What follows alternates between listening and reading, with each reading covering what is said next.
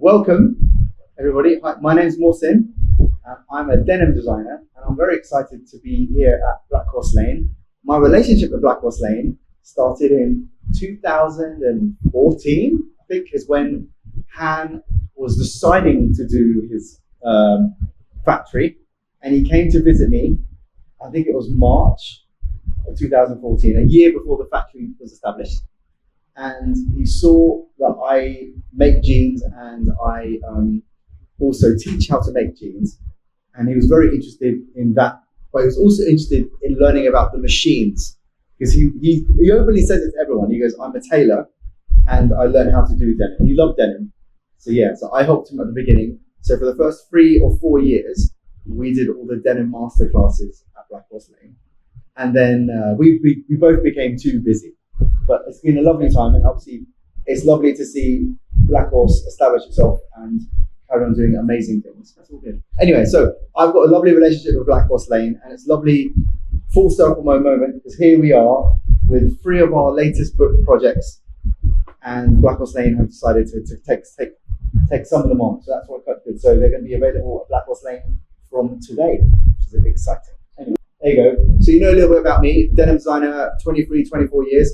I also run a kind of company called Endrime / Denim History with my wife, Sadia.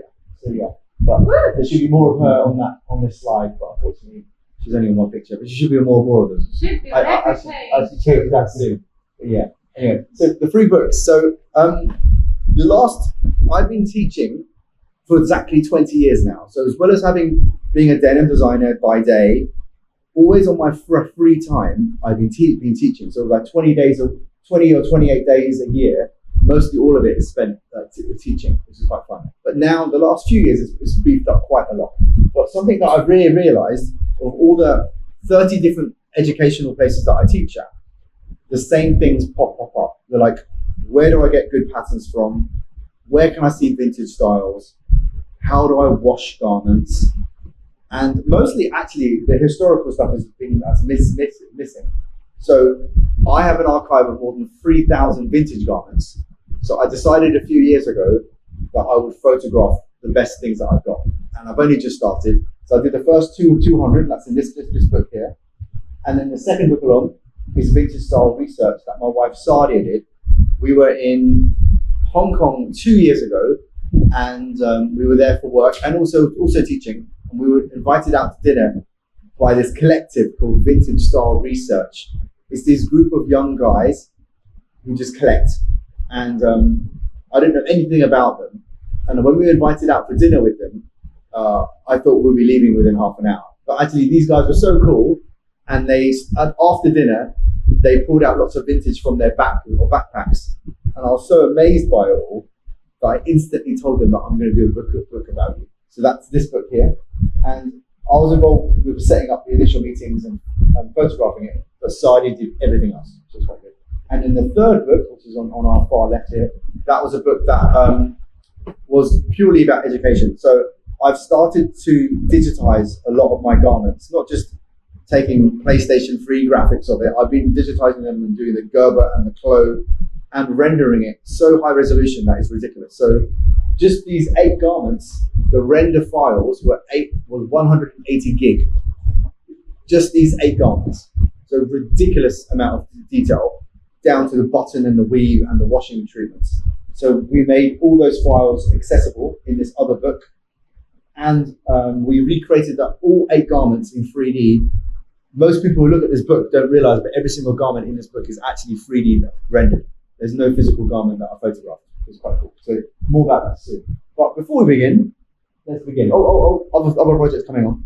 We've got other books that are in the pipeline. So the 3 that you've seen are the ones that are released. But later this year, we're releasing a patent book. Should be out by October. That's quite fun. I've already nearly done it.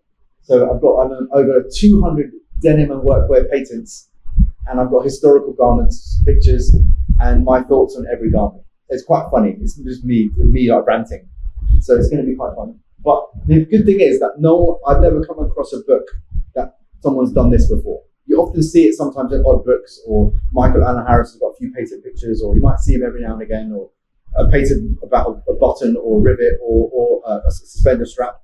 but no one's put it together. And I include machinery as well. It's pretty goddamn cool. And pocket details, and it's amazing. This is like a rabbit. You go down one area, like I'll give you an example. You look at one patent drawing, and it references 20 other patents. You click one, another 30 pop up, another. So actually, it's a bit mental when you go down here. So yeah, I could do books just about this on my whole career, but I just did the first 200 that I thought were so exciting. And the other books that are coming soon. We have a step-by-step book. This is actually the Blackhorse Lane masterclass that I taught 10 years ago. It's actually that. So it's actually what I teach now at LCF. I do them every 2 months. So it's a step-by-step how to make a salvage jean book. Exactly what I taught here. We've got a branding book which hasn't got a cover yet, which Sadia is going to work on. And we've got a step-by-step how to do a trucker jacket book, and it includes type 1, type 2, type 3, and the triple pleated blouse at the beginning. And I've archived Endrime Archive Volume 2. All of these should be out in the next 6 months. So feasible. Okay, so before we go forward, let's go back in the past.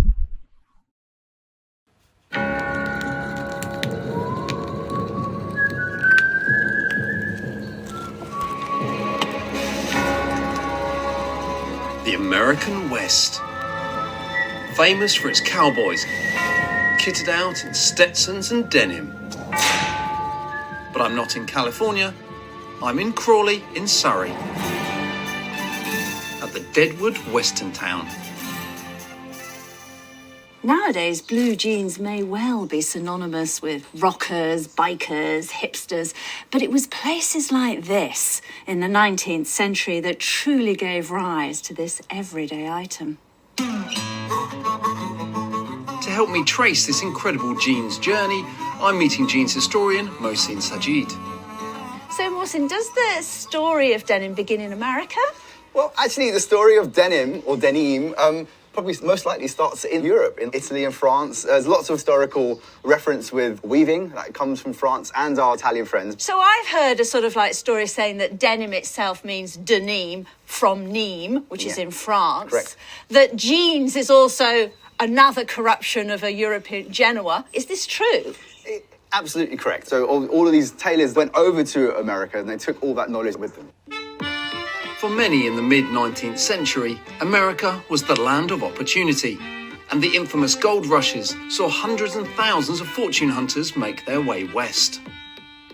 So what have we got here? This is a 1840s full front garment. They don't look anything like jeans, do they? No, they're all workwear. They were made for putting on top of another garment. They're sort of protective covers. No fly. This is how you get access. The fly wasn't invented yet.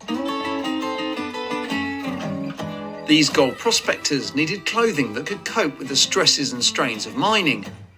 And so they were closely followed by opportunistic business owners who saw their own chance to cash in. There was one in particular called Jacob Davis, a Latvian-born Jewish immigrant tailor. And he was making garments for all the gold and silver miners.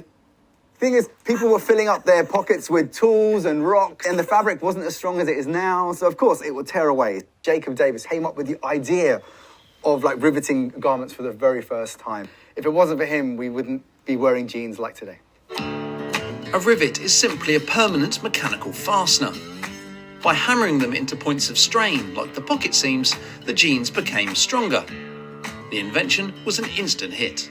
But nobody's ever heard of Jacob Davis. I know, absolutely right. But he had a really genius idea, and he knew it was a really great idea. And he knew other people would want to copy it. So Jacob Davis had the idea to patent the points of strain, the actual rivet itself, but he didn't have enough money for the actual patent.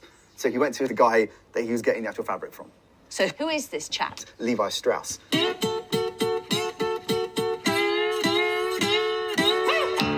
Levi Strauss ran a successful gold rush supply business in San Francisco. So crucially, he had the money for the patent that Davis needed for his improved jeans. So Jacob Davis goes to his supplier and says, let's do this together. He was just a humble little tailor. It was a lot of money back then to patent anything, but he knew it was an ingenious idea, so they both went in it together. And for some reason, one name has come through history and the other name hasn't. The patent was granted on May 20th, 1873, and the Levi Strauss jeans were born. But how did the jeans go from humble workwear to the iconic clothing worn by princes and presidents, rockers and rappers? Mohsin's home is a shrine to the history of jeans, with a collection of over 3,000 pairs. Oh my goodness. Welcome. It's fantastic. So when does this transition happen from workwear into what has to be called fashion wear? It was roughly in the 30s period where you start seeing it in vogue now. At the time, the dude ranch craze saw city dwellers visiting the Wild West for a taste of the cowboy lifestyle. And jeans were the go-to garment. And in the post-World War II period, denim was embraced by Hollywood as a garment of rebellion. So these important films that featured these Hollywood like celebrities from Marlon Brando to James Dean to Marilyn Monroe, they influenced a lot of what people should be wearing, and they were considered the coolest of the cool. This expression of counterculture was cemented by the hippie movement of the late 1960s, and jeans became a mainstream fashion favourite. Today's jeans have changed little since 1873, with Jacob Davis's rivets still a key element of the design. Fun. That's quite a fun recording. I hope in the next few years to do a lot more of those and do documentaries, hopefully with our friend like Leanne who's here. Travel the world and do it. It'll be quite fun, right? So yeah, we have plans. So let's talk about it. Obviously, I'm going to skip through this really fast. We're not here to learn much about denim history. We want to look at these books. But none of us would be here if it wasn't for these two chaps here, Levi Strauss and Jacob Davis. And the rivet itself, we know so much about it because of the patent, because of the record. The patent number is even on the actual rivet as well. So there's so much knowledge from patents, and we wouldn't know much about anything if our American friends didn't patent anything. So quite fun. But the earliest known jean that we know about is a duck canvas. It's not blue. The very first one was a duck, similar to what Carhartt use now. And the oldest one that we know about is in the Smithsonian. Levi's themselves don't actually own it, which is quite funny. They actually gave it to the Smithsonian. They had to go back 2 years ago to research it again to construct their oldest replica, which is quite fun. I'm lucky enough to have gone to the archive and photographed and made replicas of key pieces of theirs as well. But this is me photographing their oldest the oldest garment they have. They actually call it they actually call this garment dead grass, which is a fantastic name. That's what they call it. And the oldest trucker jacket, which is called the triple pleated blouse as well. I had the honour of seeing that and measured details from that too. So I'm very honoured to see the two oldest garments they have in their archive. And yeah, if you're lucky enough to find anything mildly like this, we're talking hundreds of thousands of pounds without a doubt. So yeah, but make sure, I was lucky enough to go to lots of vintage places and find lots of old things. But yeah, these old garments are worth a fortune now. Us paupers can only afford the replica, which is still quite good. Still made fun. So yeah, these garments were made for a purpose. They were made for miners. And yeah, and I'm lucky enough if we can still find it, we do. We know so much about these garments from history about each component. So we can date things by the rivets, we can date things by the buttonhole, we can even date things by the actual fabric itself. So there's so many things that we can date things down to the month now, So it's quite amazing, almost amazing work that other people have done to record every single sort of detail. More and more things are still being discovered on every 6 months.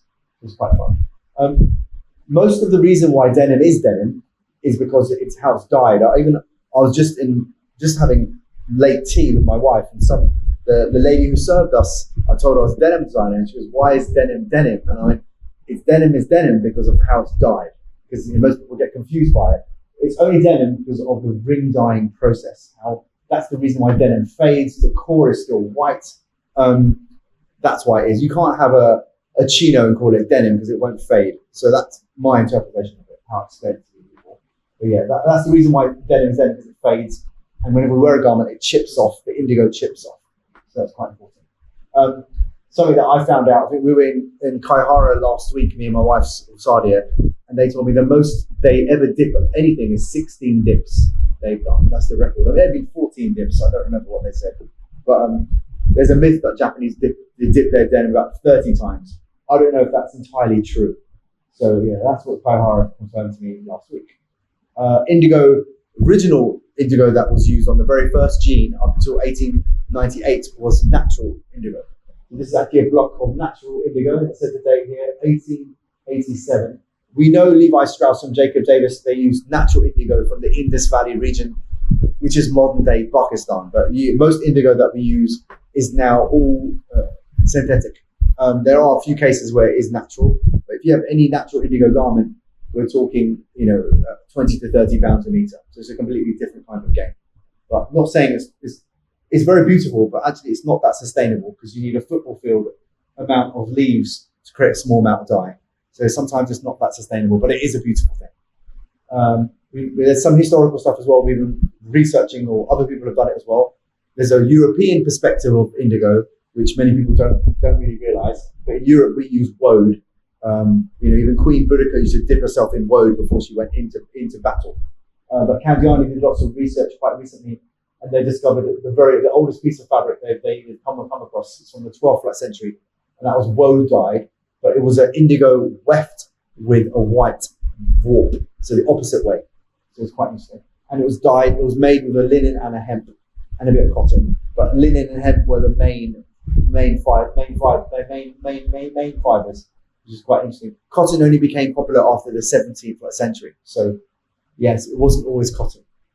But in our case, when we wash anything, it's important, we're in a store which sells raw denim, and raw denim is very important. It's only since the 60s, like 1976, where we commercialized washing like treatments. But raw denim is interesting because you buy it roughly in your size or size bigger, and you can make it yours, and all the whisker marks and everything's yours. But nowadays people are very lazy. They want things to be pre-washed, and which is fine, and most men want it all to be comfort stretch. But back in the day, you would buy something and you would break it in yourself, which is something that we encourage in the store, which is quite nice. But yeah, the whole designer denim thing, that came about in the late 70s, early 80s, the same time when we introduced washing like treatments. So it's quite hand in hand what happened here, and also how we changed the looms and how we changed the type of cotton we use. So yes, it all happened all at the same time, about 76 onwards. But yeah, for me, that's like the dark ages where it happened, really. And then the three main people that claimed to have invented washing treatments, now they all have a gentleman's agreement where they don't announce who came up with it first. But from my understanding, Edwin did it first. Mr. Adrian Goldschmidt saw the Edwin pant, then he created his own. So that's where I think the story really actually begins. But apparently these two chaps were doing it at the same time. It's roughly this 86 or 76, 77 period is where we started using commercialized washing like treatments. But Adriano, to my face, he even said to me, he saw an Edwin pant first. So there you go. But all these treatments that you see, and whenever you see any kind of washed garment, they're always in environments that unfortunately aren't very safe. Lucky enough at Blackhorse Lane, they have a beautiful wash lab where it's in the same place, it's not cut off, it's in the same environment as everyone else. But most treatment places, they're in basements, they're in horrible toxic environments, not safe. And so these kind of environments we need to try and reduce and do more sustainable washing treatments, because we're not going to stop washing our jeans, but definitely Blackhorse and other people are leading the way. Which is quite fun. Yeah, these environments aren't new.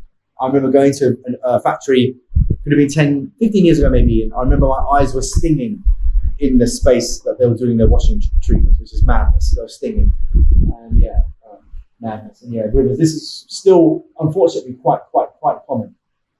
And all the kind of chemicals they use, and the PP sprays, which should be banned, and, stone washings, where there are alternatives now like HMS and other stones which are very, very sustainable. But stone washing, what's beautiful about it is that it does look amazing. It does look amazing. That's the problem that we face. But there are alternatives. But my job, like anyone else's job in the denim world, is we create washing treatments. So, I'm in environments that aren't very nice or aren't good for my health. So that's important. And the oldest gene that Levi's have, one of the oldest genes, is the Vada gene. If you look at it here, beautiful gene, one pocket, one back pocket, no belt loops, stunning. A single needle, it's all tailored, natural indigo. It's quite fun. And a lot of the research that I do is based on historical garments. Now, in the last 10 years, I've been constructing mostly research garments I call them like, concept collections, I call them. But a lot of my work now is researching the past. And that's where a lot of this books and educational work links in with that. And, I honestly believe that there's certain things we shouldn't be doing, that we shouldn't be using real rivets anymore, which should be bar tacks. We need to make more circular garments that can be put in the ground and they'll disappear. That means no polyester thread, no interlining, lots of things like this. So there are ways to make collections that are a lot more sustainable now. And fibers are something that we need to all know a lot more about and ask questions. So for me, the future is Tencel, organic, or like regenerative cotton, hemp, and to be honest, recycled should be the biggest out of all of these. Recycled fibers are the future. And luckily for us, in the last probably 5 or 6 years, 10 years, less than that, maybe a 5-year period, recycled fibers have come into their own, where you can actually design a whole collection and no one would even know it's been recycled. So that's an achievement. Because when I started 23 years ago, I thought recycled fibers looked absolutely shite. So it's, everything looked terrible and it wasn't very strong. But that's the opposite now. And yeah, polyester is the only evil that we should be really discussing. There's polyester in all of us. There's credit card amounts of plastic in each of us. And, they found polyester particles in newborn babies, in blood. It's insane. So this is something that we should all be thinking quite hard about and making sure that whenever we pick a garment, we make sure to not pick the polyester one. And yeah, let's talk about the books. So maybe we could turn on the light. That'd be quite nice. Or I'll leave it off for a moment. So the first book we already discussed, my Endrime archive book. It features over 200 garments from my archive. I've already practically shot volume 2 now. And just some nice stories about each piece. And I've also, quite different actually, I've referenced garments that influence me. So I've got the real garment there, and then I've done my version and my interpretation of it. So it's quite fun for younger designers to see my interpretation of certain things. And other garments. It's not just my stuff. It's like I buy other people's stuff as well. I've even bought the cheapest Primark jean for €3 is in there. So I'm referencing lots of stuff here, and that's quite fun. And lots of duck garments. And this is vintage style research from my Hong. These are the chapters. One guy missing. He didn't turn up to the photo shoot, which is sad. But they're all amazing. They're 6 friends, and they are buddies, and they often buy vintage like together.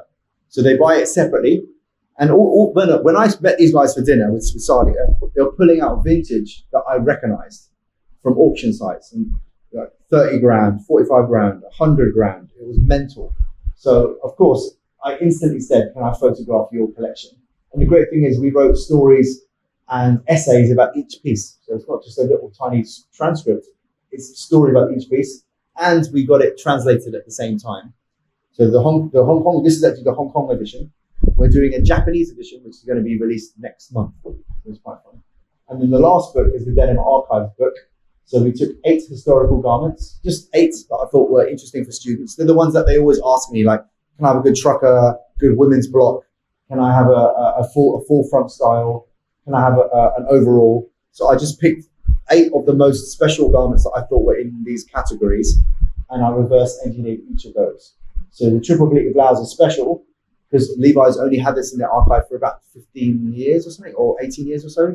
So the fact that I've released a pattern of it is quite cool. And then each garment, in the book as well, there's patterns, but actually the box itself includes the paper patterns. So again, each story about each piece, 3D renders of each one, and then patterns for each garment.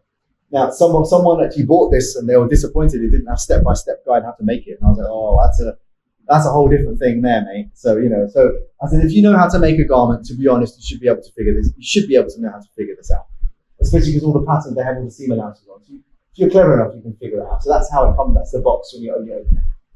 And yeah, that's the box itself. So yeah, thank you very much. You've all passed. So yeah. So thank you. And look forward to looking through my books. Thank you so much. Thank you.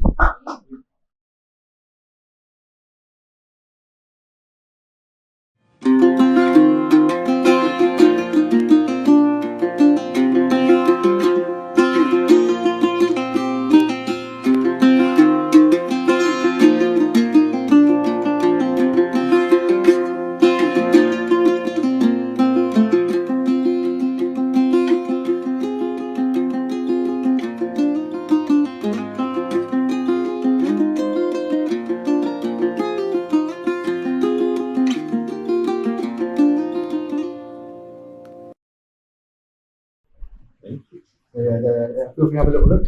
And yeah, don't be afraid to ask any questions. When it comes to suggesting things like recycled cotton, Yeah. do you get, if you talk to like brands about that, do you get much pushback or like, because it makes a lot of sense, but it maybe like 8 years ago or something, but now actually a lot more people are open to it. I think most people, the stigma of recycled, I remember when I used to look at stuff, people had stigma like, oh, it's old or it's used. But actually nowadays, you can process an old garment and make virgin fiber again and mix it in. So actually you wouldn't be able to tell. yeah, It's so strong. It's so good now. As I said, it's only happened in the last 5 or 6 years. yeah, Is it quite stringent in terms of what garments are brought to be recycled? Because there's going to be a vast range of garments with different percentages. Yeah. Polyester, cotton. It's a very great this question thrown in there, and Tom. that's thrown in. Actually, that's mostly the problem. So when in recycling centres, and I've been to many, I'm sure I didn't show you the video, but there's videos of people who are piles of garments and they're sifting through them. And most of the time, these garments haven't even got labels on them. So they're just feeling it and go, oh, this must be cotton, this must be polyester or whatever. And they make a pile of each. And only the cotton ones they recycle. Most people think, oh, you can recycle polyester garments. And you can, but you need such specialist like machinery. There's not many in the planet that can actually do it. Because polyester, if you didn't know, when you recycle a polyester garment or denim garment, for instance, or stretch garment, they actually burn it practically. And the polyester particle becomes dust and it's very carcinogenic. So it has to be in a closed loop environment. So to have that infrastructure, yeah. most recycling centers, they have little machines that cut the garments, and most of the thread is probably made out of polyester. So they're only using that part of the jean to recycle. So still up to 50% gets wasted even then. Yeah. So the only way around it is making a garment, a true garment, that even has a label in it saying that this garment can be fully recycled. Even the bar tacks and the thread and the buttons are all recycled. So all they can be removed. So the future is still quite hard to make a circular garment. You know, I know even at Blackhorse, you guys might even use interlining on your waistband, for instance, to make it strong. So it's a tough thing to make a really circular garment. Still. Yeah. But yeah.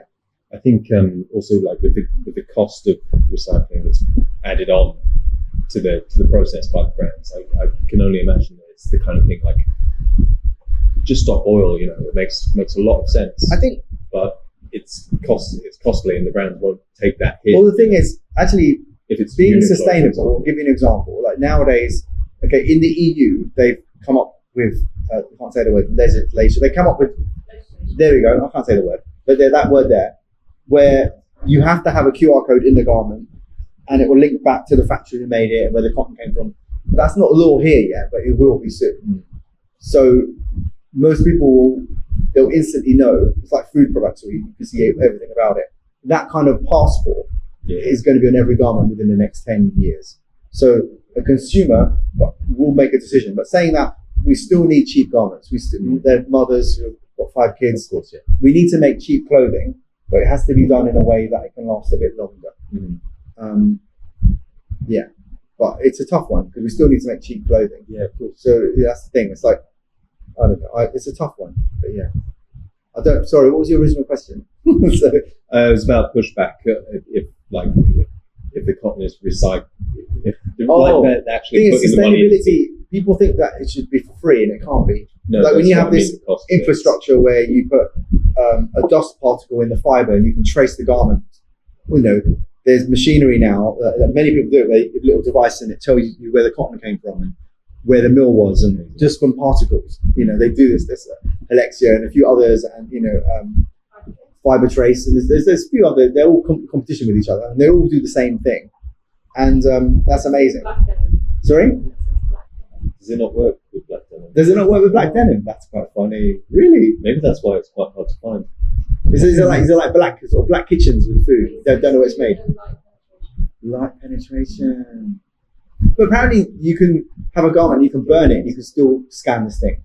That's what Fiber Trace do. They claim that you can burn the garment to a crisp, into dust, and you can still find the particle. Each one is different. There's different machinery for each one.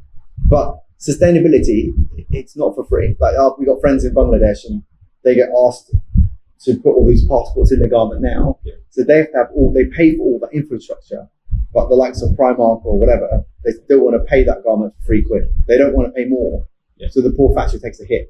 So being sustainable, it's actually a bit more expensive. Maybe a few cents or maybe 50 cents more. But recycling itself, in theory, it should be cost neutral because you're taking an old garment, but there's still lots of machinery involved to recycle it back to pulp again. Yeah. Rather than growing it, taking 8 months to grow and all that water, there's still energy being used to make it back into fibre. From my understanding, it's cost negative, but I don't think that's true. That's like a white paper right there that has to be written. Yeah. Yeah, and obviously like CO2 energy, Yeah. that kind of stuff. But I don't think people want you don't have to grow yet.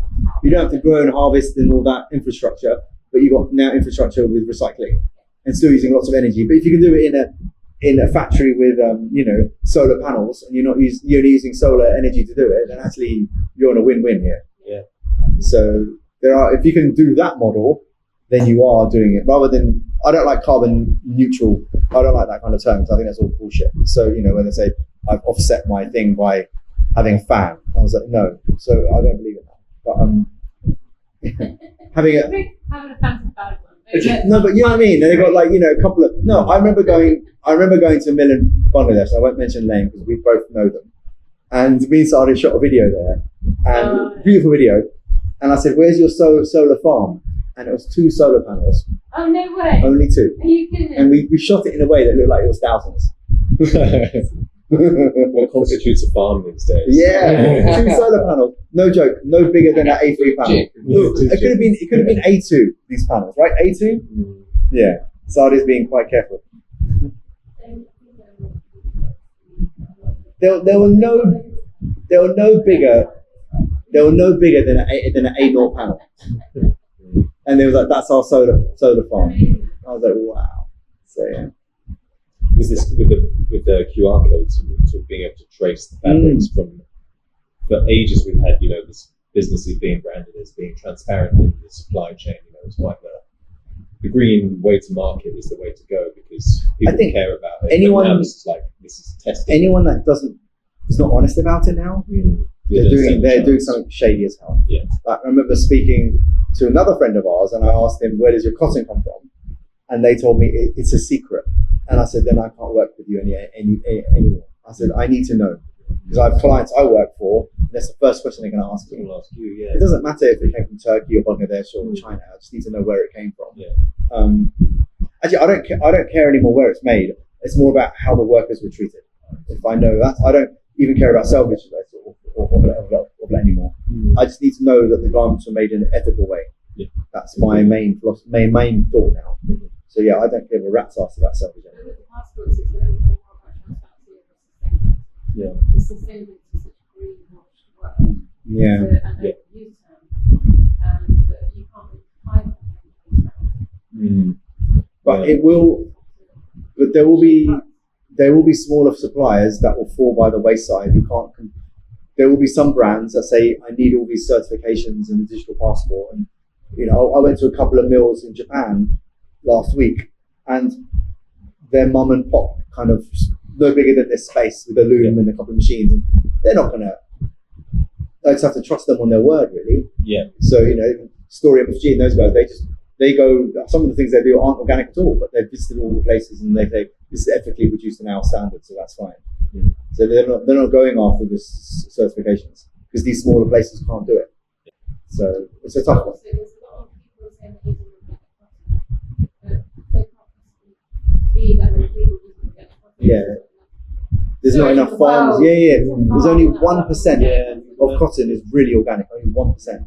So if the likes of Next or Zara or whoever say they're using organic, we have to really question it. Yeah. Because there isn't enough to do it. Or if Uniqlo say it. There's some people we'll trust, but some of the other ones I would question. Yeah. I would question any of the interstate. I don't know. It's a tough one. There isn't enough organic in the world at all. Yeah. So yeah. Nice. Any questions? Tom's got lots of questions. Do you think that kind of recycled denim and all these other kind of more sustainable fabrics and fibers are just kind kind of patching over the real issues of fast fashion into garments, as opposed to actually dealing with those issues. Yeah, I think it's definitely giving your attention to somewhere else, to the bigger problems. Like right now, there's amazing companies doing such great work. Like there's a recycling company called Renew-Cell that made an entire plant in Sweden and made all the infrastructure to make recycled fiber, and not a single brand committed to use it, and it got bankrupt. So there's a company that put billions of dollars into this infrastructure, and not even Levi's or anyone said that we're going to do it. So they say that they're doing stuff, but they don't. No one supports it, and they still want a cheap garment. So I think it's a strange one. And no customer, I don't know. It's so sad. So sometimes people do good work and it doesn't get acknowledged, and they fall flat. It's work that the companies are calling out for as well, isn't it? By branding themselves as being It's more just green. Marketing, though. That's what I mean. I don't know a It's such single company that's doing an amazing job. Mm. Honestly speaking, I think maybe Nudie, but I don't know a single brand, hand on their heart, who are doing it really, really properly. Yeah. There's always some marketing. I remember G-Star did a whole thing where they claimed to make the most sustainable collection, and you found out there's only one garment out of the 60 that was doing it, out of the whole collection. But the whole marketing sounded like the entire collection was one garment. So it's shocking what people do, what people say for marketing. But we need to call out all these people and stop supporting them, honestly. And as consumers, what should people be looking out for when purchasing items? Couple of things: how well it's made. So sometimes you don't know, but construction methods, if it's clean on the inside, and you can tell by the bearer if it's got overlocking that's visible. There's a problem straight away. You can tell instantly by certain details of a jean if it's good quality or not. Belt loops, for instance, if they're tucked in or not. All these simple things you can instantly figure out if it's done in a cheap way or not. I remember seeing a Primark jean for €3, had tailored belt loops, and there's all these things that I thought were amazing. So even they can achieve it at that level. So construction is one, and mono materials is another.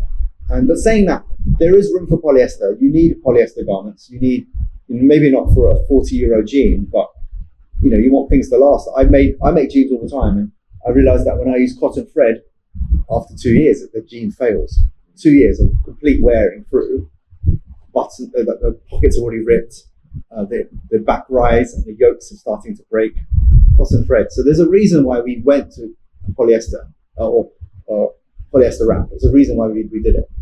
But construction and quality are things that I think they should be looking for.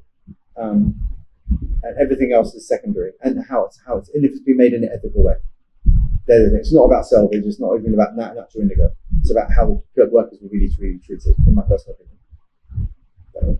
Do you agree to that or not? Yeah. Just to piggyback on what you were saying about construction, the quality of construction, where do you see the quality going forward? Do you think it's going to be a throwback to what you used maybe the 30s, 40s, or do you think new techniques are needed? Do you know what? It's quite funny when I look at a lot of jeans from the 20s and 30s period. They're not made very well at all, but the fabric was amazing. So they stood up because of the fabric. You look at the garments and they're made in a hideous way, like terrible stitching. Ralph Lauren based whole collection based on the terrible stitching, the wonky stitching and all the misstitching. That's what they base it on now. I look at garments from the 30s and I look, oh, that's what Ralph Lauren used. And, you can instantly see it. But they weren't made very well, these historical garments that we all romanticize about. But the fabrics were amazing. They're much stronger. They'll say last. They were lot stronger. Like, you speak to anyone, I get taxis all the time, and the taxi drivers ask me, what do I do? And I say, I'm a designer. And they go, oh, jeans weren't made like that. When I was a kid, I used to be in a mechanic on the floor, and they'll last. Now I sit on the floor and I rip the jean. It's the fiber's just not strong enough. And that's the truth. We're using cheaper fibers, and only because it's more throwaway now and faster production. I didn't show you a slide. I've got a slide of production of different ways of constructing, of spinning cotton, the open end version and the ring spun version. And ring spun has probably like 10 more machines, and open end has less machines. So each machine costs a couple of million. So when you're opening a factory in the 70s and 80s, you go with the cheaper method because most people wouldn't recognize the difference between open end and ring spun quality. So the fabrics were stronger back then, 100%. even though they were lighter weight. Yes, that's interesting. Fun fact, eh? Yeah. Actually, I was speaking to Mr. Ralph Thorpe only yesterday. He's a new guy, ex-Cone, and he was telling me it's a myth that everything was 10 ounce. It wasn't, it was 12. So even Levi's created this myth about everything was 9 and 10 ounce, and it wasn't. It was probably 12 ounce.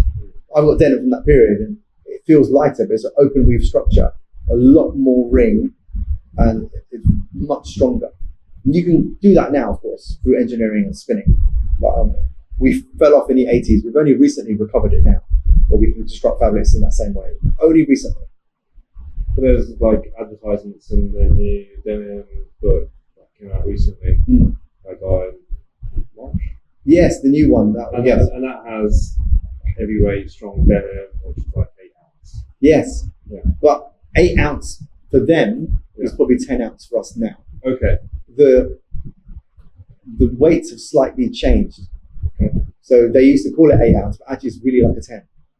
So when Levi say their first jean was a 9.5 ounce or whatever, most likely it was like 11.5 or 12. In our terminology now, when we're looking at fibers. Yeah.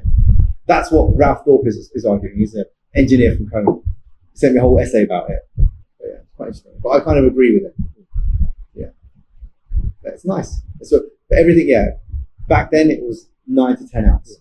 But you've obviously held some of these items as you were talking about. I've got some of these items. And from feeling, what is your take? Do you think it's closer to the 12 ounce or closer to? Well, actually, the earliest garments up until the 20s were 2x1. We only started using 3x1 a bit later. So I've got garments that are rat eating, which I think Leanne must have seen these rat eating ones. And you feel them, and they're like paper. You can rip them, but only because they deteriorate over time. But yeah, they're light. For me, they are probably 8 or 9 ounce. But I've never measured it because I don't want to destroy it. But I met. They did 3x1s as well, but these earliest garments were 2x1. I'm not too sure. He's making out that the earliest denim garments were more like 12 ounce. The earliest denim, let's be really correct here, the very first overall was a 2/2. That was a duck canvas. Then it went to 2x1, and then it realized soon after that actually a 3x1 is better, and they swapped to 3x1. But most 98% of all denim that's woven today is a 3x1 right hand twirl. Yeah, maybe not. Broken twirls in there somewhere, but it's a very small percentage. I think so. Probably from the 20s and 30s onwards. I think so. Yeah. Nice. Do you have a favourite piece from your archives? That's a great question. You have time? Actually, I do have lots of pieces I like. I'm a big fan of the triple pleated blouse. That's the earliest Levi's trucker jacket, and I've actually reproduced it many times myself. I've made replicas of it. I think it's the most nicest jacket ever been produced. Better than a type 1, type 2, type 3. What is it for you about the blouse that you like? I like it because it suits women more. It's a beautiful shape.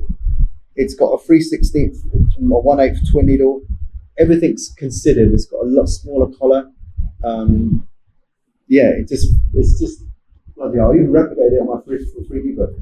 I think it's the most nicest jacket out there. I like a good railroad as well, but I don't wear it. But yeah, it's funny. I don't wear these old pieces. I should just do head to toe in vintage the whole time. Yeah. Were you convinced when you guys came out with the triple blouse? They done 2 versions of it. They realized soon after. Actually, Miles Johnson, who I was with only today teaching, he told me that the first edition was wrong. But I have both, the first edition and second edition. But they did the fabric direction the wrong way. But most people like me, we noticed the mistakes like that. Like I remember coming across an 1870s replica and it had overlocking inside there. The overlocker wasn't invented yet, so sometimes Levi's get it wrong.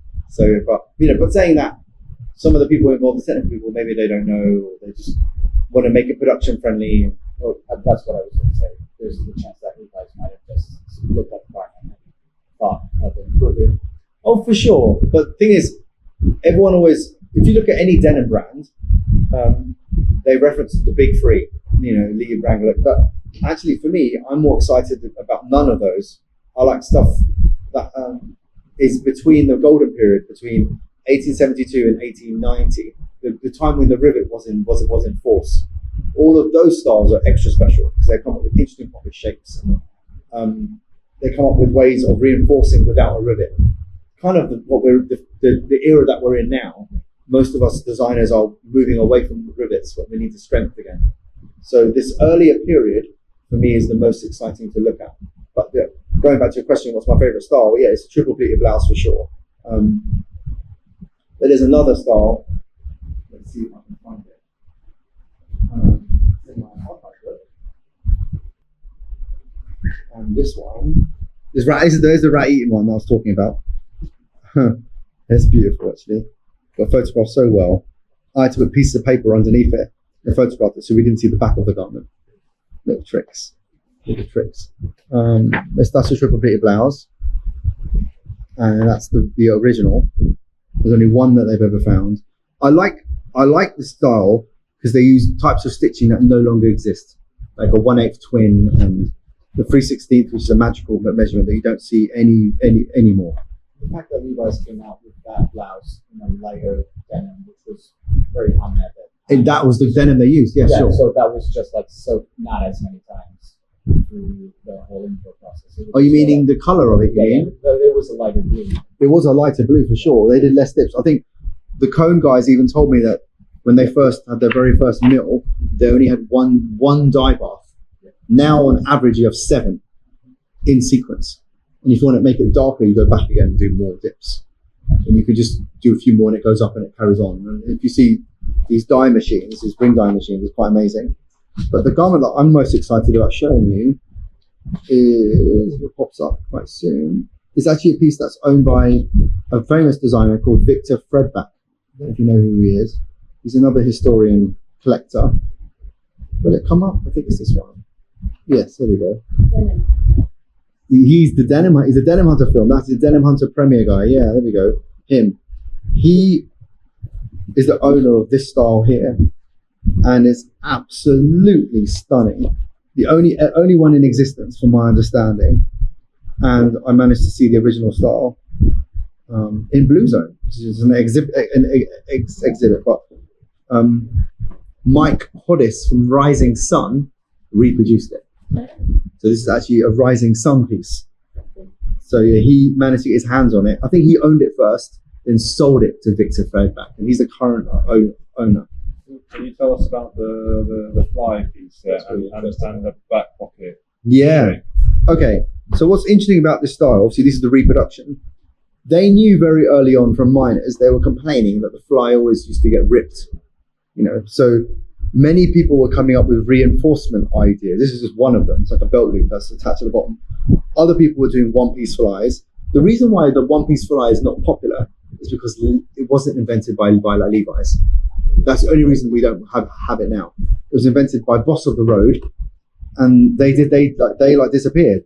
This back pocket is interesting because this is a period 1877, I believe, and it's made in a way so it adds strength. So it's inside the waistband and inside the cinch, so you can still pull on the pocket and it's still got the strength of a pocket. So it's a clever way of doing a pocket without doing like rivets. For me, this period of denim and workwear is more interesting than a Levi's jean. So sorry. Oh, but yeah, but they were being creative, but it was for a reason. It was, they have a little flourish. Yeah, but that's what happens. They obviously they're tailors and they're designers as well. It's the functionality, but also like the little flourishes. I know, yeah, but it's so lovely. Obviously, these are. You see any tailor, they'll always have their little detail, so you can tell they're having a little bit of fun. But everything was there for a reason. Even this extra double needle was there for extra strength. Nothing was there for fun, or nothing was there for stupid things. It was just everything was there for a reason. So yeah, that's the original. And then this is the 3D version. So I did loads of 3D versions of it. And then if you manage to buy this book, actually, all of these garments, they're the original, and then I've got the 3D renders of them. And then at the back of the book it has a QR code, and then you can download all the Gerber and Clo files straight away. Not bad. And you can have the paper pattern there as well. If you're that way in brining. So yeah. Good job. No, that's okay. Thank you. Thank you for coming.